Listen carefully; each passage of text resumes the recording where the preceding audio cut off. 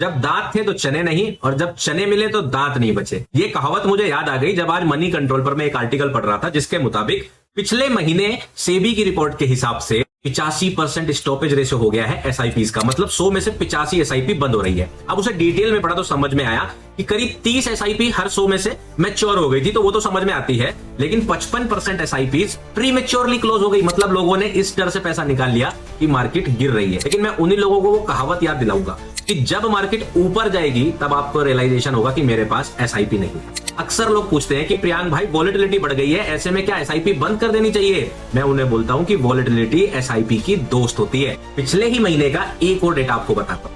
नवंबर के महीने में 57 लाख नई एसआईपी शुरू हुई थी, लेकिन दिसंबर के महीने में लगभग 61 लाख एसआईपी शुरू हुई।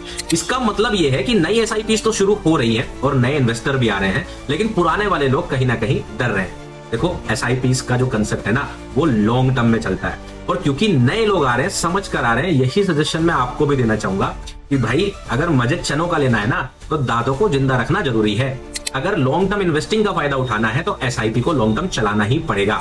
एसआईपी इसलिए बंद नहीं होती कि मार्केट खराब है। अधिकतर लोग एसआईपी इस वजह से बंद करते हैं क्योंकि उनकी फाइनेंशियल प्लानिंग खराब होती है। तो जब भी एसआईपी करें, पहले ही डिसाइड करके करें अपनी इनकम के हिसाब से, अपनी फाइनेंशियल प्लानिंग के हिसाब से। और ये जो रेशियो है ना, जो 85% का दिखाई दे रहा है, मैं उम्मीद करता हूं कि आप लोग उस 85% में नहीं आओगे, क्योंकि आप लोग जब चने आएंगे ना, तो अपने दांतों को जिंदा रखना चाहेंगे।